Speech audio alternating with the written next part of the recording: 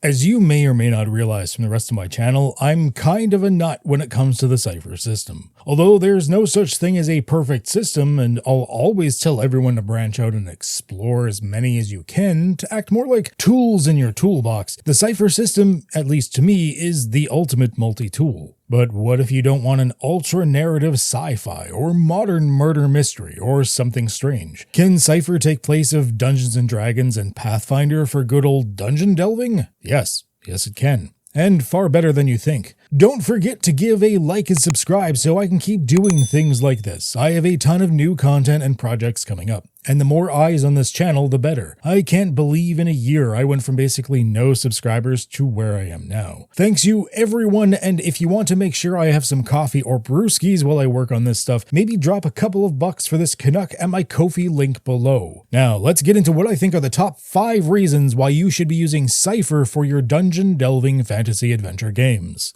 Number 5. Easy encounter creation. Balancing encounters in Dungeons & Dragons is a nightmare. The challenge rating system is beyond broken. I've had level 7 players take on challenge ratings 14 or higher without breaking a sweat, and I've had level 9 players get party wiped by what should have been a relatively mediocre encounter with a group of CR5s. Pathfinder's a little more balanced thanks to its steeper power curve, and from personal experience a little bit more fun, but can still be more complicated than it needs to be. Cypher makes it easy. By default, everything is a difficulty from 1 to 10, with descriptive terms to let you know what those difficulties mean, from very easy to practically impossible. And no matter what tier the characters have advanced to, you don't have to adjust these difficulties. Although the characters do grow more proficient with their training and abilities, the challenges don't have to be adjusted. Even an N-tier character may still struggle with those upper numbers, as it should be. And so a level 2 creature will always be on the easy side, but a level 9 creature will always be quite extraordinarily difficult. Although many of the creatures have special abilities and descriptions in Cypher, it's also just as easy to improv a creature's stats on the fly. Do you need a Goblin War Chief all of a sudden and didn't realize it?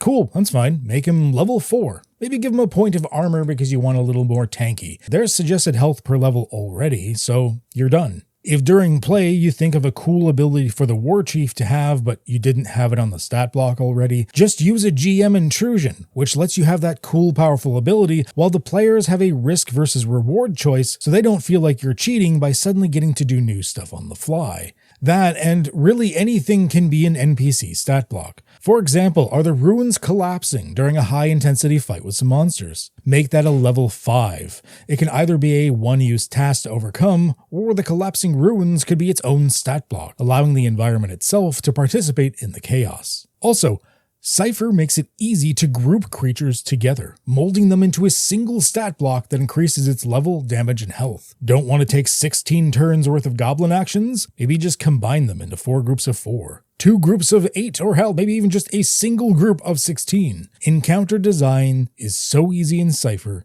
that you don't even really need to plan it if you don't want to. Just pull in what makes sense in the moment. Number 4. Action economy. This is another thing that is handled differently between Pathfinder and D&D, that Cypher is honestly a lot more straightforward with. In Pathfinder, you have 3 actions and a reaction. You can combo those as you need, providing a lot of tactical building blocks, but it can still result in the need for some planning, rules reference for interactions between them, and can extend the length of the turn with raw mechanic stuff rather than fun roleplay or narrative. Dungeons & Dragons is messier than you'd think, despite the fact that a lot of hardcore D&D players think the action economy is simple. You have an object interaction. You can speak as a free action. You have movement that is split and sprinkled between the other actions. You get an action, a bonus action, a reaction, and very rarely something else that happens as a free non-action type, multiple of which can activate and occur. Bonus actions, despite being described as faster than actions, cannot actually be changed into full actions and have a ton of messy interactions, especially with spell casting. Strange things like if you want to cast 2 fireballs, you couldn't do it as an action and a bonus action, even if you find a way to make the fireball faster, but if you take 2 levels of fighter, you could get 2 actions to cast fireball, unless you also find a way to cast a leveled spell as a bonus action, which would then actually lock you out of leveled spells on both of the actions, meaning only the cantrips could be cast on those. Yeah, it keeps getting messier from there. Cypher makes things simple. You have one action on your turn, and you can move as part of that action. All abilities and tasks are labeled as either action, which means it takes your turn's action, action to initiate, which means it takes your turn's action but then lasts for a duration, or enabler, which means it's either passive or something you can do anytime that you wish. That's it. That's the entirety of the action economy in Cypher. The beauty of this is it can happen very quickly, which means you can either get through a conflict at high pace, keeping a good amount of energy going, or take your time to narrate and flavor aspects of the encounter without feeling like you're slowing things down. Number 3, customization. There are some of you out there saying, well, I don't like those light narrative systems. And there are plenty of you saying, well, I don't want the ultra heavy tactical combats. And when it comes to D&D and Pathfinder, despite it being theoretically possible to run games in a mixture of like tactical and theater of the mind, the systems are very much designed to embrace one over the other. When everything has such precise measurements and movement mechanics and so on, grids and battle maps are borderline needed for half of the rules to actually function properly. I'm not saying you can't do it, but it does fight you if you try to move away from tactical gameplay. Cypher is a tool set that you can take from. Using the building blocks in the system, you can choose to fine-tune it to your needs. The way all the rules and abilities are built, they can use abstract ranges and zones for theater of the mind, or seamlessly translate those ranges into the specific measurements if you want to use maps and grids or whatever else. And because the game is designed to embrace both abstract and precise, you can move between these effortlessly, even in the same campaign. Hell, I've run one-shots where I've literally used theater of the mind encounters, zone-based encounters, and battle map encounters all in the same session. And it's built to embrace that changeability so well, it didn't even dawn on the players till after the session that we had actually used 3 entirely different styles of encounters. Couple that with the fact that Cypher has building blocks you can use to add features similar to things like attacks of opportunity, and you have a huge amount of customization. Also, I've seen people try time and time again to try and shove D&D and Pathfinder into something different, like a low fantasy environment, like Game of Thrones. The problem is, to do that, you basically need to overhaul the entire system from the ground up. Because let's be frank, D&D and Pathfinder are designed to basically be high fantasy superheroes. Characters are flying around and tossing explosions with their magical brain powers less than 25% of the way through level progression. That's more powerful than half of the Marvel characters. And if you try to take away any of that from the players, it feels bad because you're restricting what could be cool toys. And with those systems, it's expected for most of the options to be available. Cypher is what I refer to as a build-up game rather than a tear-down game. Cypher gives you the building blocks for how to set your campaign up. You choose which ones you want to build it up with. You are not expected to use all of those building blocks. Quite the opposite. Otherwise, your fantasy campaign might have a super psychic sci-fi cyborg with the first responder type as a modern-day police officer. But Cypher is designed that you take the parts you need and build upwards from the foundation. If you want something lower fantasy, that's something more like Game of Thrones or the Lord of the Rings movies, you don't have to overhaul the system to do it. Just make sure your setup provides the building blocks you want and not the ones you don't. It never feels like you're restricting anything, just building it up to your own customized needs. Number 2, renewability. There's a lot of cool abilities, feats, magical items, and everything else in D&D and Pathfinder. A lot of really creative stuff. But once you have them, you're kind of locked into them. You don't get new abilities until you level up, which sometimes can take a while. And you keep the same magical ring until you find a better one to replace it.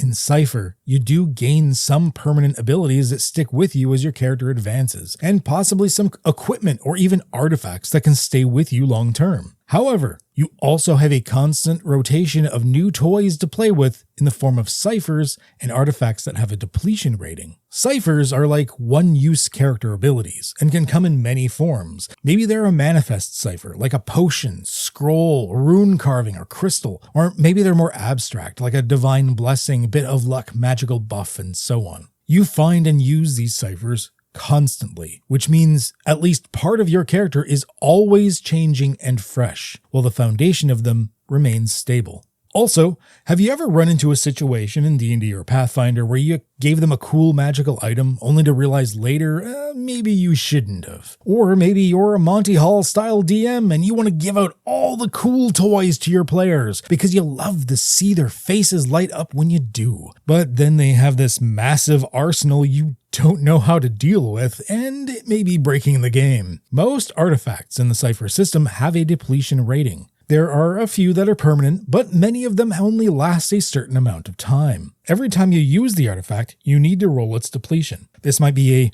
1 on a 1d6, or a 1 to 4 on a 1d10. Maybe it's a 1 to 13 on a d100. Either way, there's a chance the artifact stops working eventually. To get them working again, it could be a whole plot arc of its own. So you can freely give them toys that have a depletion rate on them and not worry about that lasting forever. That way you can keep giving them new toys. And number 1, the players roll all the dice. Some of you may not like this. Some of you may like this. I know there are moments when, as the GM, I do kind of miss rolling the click-clack math rocks. And you can still find ways to do rolls as a GM. Maybe when generating random items, ciphers, events, etc. There's still times you can find to do those rolls. But in Cypher, when it comes to the in-game tasks, players make all the rolls. So why is that beneficial? Well, aside from the fact that as a GM, you can just focus on the planning and the storytelling you want to do and not about what you have to roll and win, well, there's other circumstances where it's helpful as well. I've been in D&D games where I've waited 20 minutes, 30 minutes, hell, even an hour or more between my turns. This is especially bad when the DM feels they have to have a bunch of creatures and hazards to make the encounter feel interesting or epic. There's even one time in an online game where I was able to put myself on mute, walk to the local convenience store down the street, buy a bunch of snacks, and walk back. And when I got back, I still had time to spare and the GM never even realized I left. The problem is, the more the DM adds, the more you're really just sitting there and watching the DM play with themselves. But when you put all the agency on the player's roles, 2 important things happen. Firstly, even when it's not a player's turn, they have something to do, something to keep them engaged. Secondly, the player gets to make a lot more creative decisions. It's not just defending against an attack, but how are you defending against an attack? The players get to think about this, always staying on their toes in case they need to do something to react to a situation. This keeps them engaged almost all the time. You no longer have to worry about long periods of the game where they sit there and can effectively mentally check out, because in a way, it's kind of always their turn. Conclusion. Dungeons & Dragons and Pathfinder have their place. Although if I had to choose between the two specifically, I think it's pretty apparent which one I'd go for and think is the better designed of the two.